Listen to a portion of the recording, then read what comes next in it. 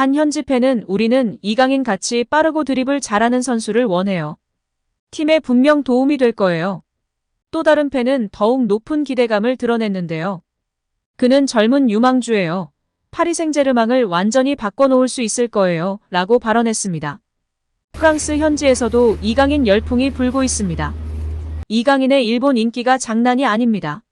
최근 알나스르전, 세레소 오사카전 이후 졸전 경기력에 더욱 이강인의 주가는 높아지고 있습니다. 현지 매체부터 유튜버, 팬들의 반응까지 자세한 내용 풋볼픽과 함께 알아보도록 하겠습니다. 공항에서부터 시작해서 가는 곳마다 이강인 선수의 인기가 가장 높습니다. 네이마르도 이강인의 인기가 높다며 악수를 요청하는 퍼포먼스로 화제가 되기도 했죠. 이강인 선수가 재치있게 거부하며 분위기가 화기애애했습니다.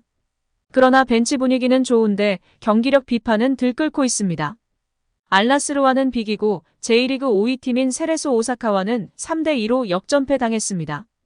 프랑스 매체 오렌지 스포츠는 PSG가 이번 프리시즌 3경기에서 기억해야 할 점을 지적하면서 PSG가 올 여름 이적 시장에서 영입한 선수들에 대해 언급했는데요. 이 매체는 PSG가 영입한 슈크리니아르, 아센시오, 우가르테는 PSG의 프리시즌 경기에서 납득할 수 없는 경기력을 보였다고 언급했습니다. 또한 이강인의 활약은 흥미로웠지만 르 아브르와의 경기에서 전반전만 활약했다고 덧붙였습니다. PSG는 올 여름 이적 시장에서 슈크리니아르, 아센시오, 우가르테, 이강인, 에르난데스 등을 잇따라 영입해 전력을 보강했지만 프리시즌 경기에서 기대만큼의 경기력을 선보이지 못했습니다. 이강인은 지난 22일 열린 르아브르전에서 허벅지 통증을 호소하며 교체된 이후 프리시즌 경기에 나서지 못하고 있는데요. PSG는 프리시즌 경기에서 부진을 이어가고 있는 가운데 올 여름 이적 시장에서 영입한 선수들의 경기력에 대한 의문이 주목받고 있는 상황입니다. 팬들은 이강인을 제외하고는 이번 영입에 만족감을 드러내지 못하고 있는 상황입니다. 일단 루이스 엔리케 감독은 세레소 오사카전 이후 인터뷰에서 긍정적인 부분이 있었다며 호의적인 인터뷰를 했는데요. 경기 후 인터뷰에서 엔리케 감독은 두 팀이 체력 면에서 분명히 차이가 있을 거라는 걸 알고 있었다라며 우리가 이길 수 있는 기회가 있었기에 아쉽지만 오늘 경기에서 나온 5골은 모두 우리의 책임이라고 경기 소감을 드러냈습니다. 그러면서 난 아름다운 축구를 하기 위해선 공을 소유하는 기회를 많이 가지는 경기 구조가 필요하다고 확신하지만 선수들도 결정을 내려야 한다라고 덧붙였습니다.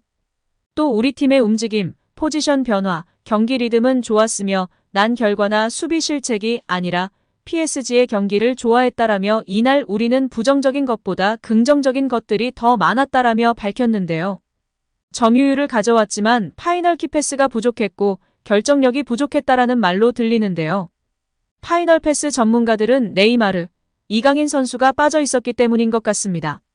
오른쪽에서 뛰었던 솔레르는 키패스가 0회의 드리블 돌파도 단 2회였습니다. 66분간 뛰었음에도 말이죠. 점유율은 가져오고 있고 마지막 서드 지역에서의 키패스와 결정력은 점차 나아지지 않을까 싶습니다.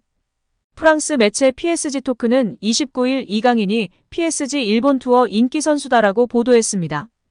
PSG 토크는 PSG 미드필더 이강인은 PSG 입단 이후 스타 자리에 올랐다. 그는 이번 여름 일본을 시작으로 한국까지 향하는 아시아 투어에서도 인기를 끌고 있다. 이강인은 네이마르와 브로맨스가 싹트는 가운데 이제 네이마르보다 더 많은 유니폼을 팔고 있다고 말할 수 있게 됐다라고 이강인의 인기를 전했습니다. 현지 팬들은 일본과 한국 사이가 안 좋다고 들은 것 같은데 아닌가? 새롭게 영입된 한국의 최고 유망주라서인 것 같아. 네이마르는 아시아에서도 스타야. 이강인이 쿠보랑 친구라서 일본 사람들이 좋아한다고 들었어. 나는 이미 그가 브랜드화된 선수라고 예측했어. 그는 이미 촉망받는 유망주였어. 이제 최고가 될 거야 등의 반응을 보이고 있습니다. 여기에 현지 팬들이 이강인을 향한 기대감이 높은데요. 한 현지 팬은 우리는 이강인 같이 빠르고 드리블 잘하는 선수를 원해요. 팀에 분명 도움이 될 거예요. 또 다른 팬은 더욱 높은 기대감을 드러냈는데요. 그는 젊은 유망주예요. 파리 생제르맹을 완전히 바꿔놓을 수 있을 거예요. 라고 발언했습니다. 프랑스 유력 매체 중 하나인 레키프는 이강인에 대해 매우 뛰어난 기술을 가지고 있으며 골문 앞에서도 엄청난 실력을 발휘한다며 이런 상승세를 유지한다면 유럽 주요 팀에서 활약할 잠재력이 풍부한 선수라고 소개했습니다. 또한 구독자 5만 명의 현지 유튜버는 이강인의 드리블이 젊은 시절 메시를 연상케 한다며 극찬하기도 했습니다. 여기에 마요르카에서 호흡을 맞췄던 무리키도 언젠가 이강인과 함께 뛴 것이 영광스러웠다고 이야기할 날이 반드시 올 것이라며 리스펙하기도 했습니다.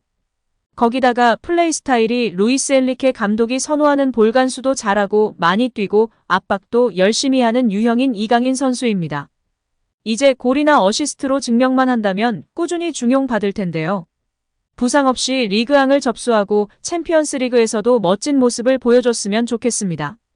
한편 이강인의 경쟁자를 영입한다는 이야기가 들리고 있는데요. 스페인 매체 아스는 29일 PSG가 바르셀로나의 우스만 덴벨레 영입 계획을 세웠다.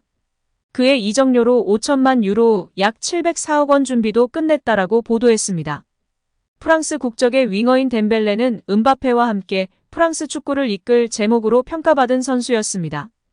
PSG가 덴벨레 영입을 확정하면 이강인이 직접적인 영향을 받을 수 있는데요. 이강인은 측면과 중앙 가리지 않지만 루이스 엔리케 감독은 프리시즌 첫 경기에서 우측 윙어로 기용했습니다. 엔리케 감독이 이강인의 위치를 오른쪽 윙어로 생각한다면 덴벨레는 직접적인 경쟁자가 됩니다. 이강인이 위치를 중앙으로 옮길 여지가 있어 덴벨레를 영입한다고 주전 경쟁에 빨간불이 들어오는 건 아니나 덴벨레의 영입으로 이강인의 위치 폭이 줄어들 수 있습니다. 덴벨레는 양발을 완벽하게 자유자재로 쓰는 장점을 가지고 있는 공격수입니다. 평균적으로 양발을 잘 쓴다고 평가받는 선수라 해도 드리블 칠 때라던가 난잡한 상황에선 본인에게 가장 익숙한 주발이 먼저 나가는 습관이 있기 마련입니다. 하지만 덴벨레는 그러한 경향이 전혀 없습니다. 그는 또 스피드와 순간 가속도가 빠릅니다. 그는 개인 기술 없이 공을 치고 앞으로 달리는 것만으로도 웬만한 수비수들을 제칠 수 있습니다. 여기에 프랑스 매체 레퀴프는 덴벨레는 직선적인 윙어 스타일이기 때문에 이강인과 전혀 겹치지 않고 왼쪽 윙으로 뛸 가능성이 더 높을 것이다. 엔리케 감독은 오른쪽은 이강인이 위치하고 안쪽으로 파고들어 공간을 만들면 오른쪽 윙백 하키미가 전진하는 전술을 택할 것이다. 덴벨레는 잦은 부상으로 출전이 많지 않았던 왼쪽의 네이마르의 백업이 되거나 오른쪽 윙으로 뛰면 중앙에서 10번 롤로 이강인이 배치될 가능성이 더욱 높다고 보도했습니다. 파리 생제르맹에서 어떻게 주전으로 뛸 수 있을까? 걱정하는 분들도 많이 계셨는데요. 일단 현재의 분위기로 봐서는 창조적인 선수의 부재로 무조건 이강인이 닥주전일 가능성이 농후한 상황입니다. 오늘 영상은 여기까지입니다. 시청해주셔서 감사드립니다. 구독과 좋아요 잊지 않으셨죠? 구독과 좋아요는 크리에이터에게 큰 힘이 됩니다. 오늘도 건강하시고 좋은 하루 보내세요. 다음에도 더 좋은 영상으로 찾아뵙겠습니다. 감사합니다.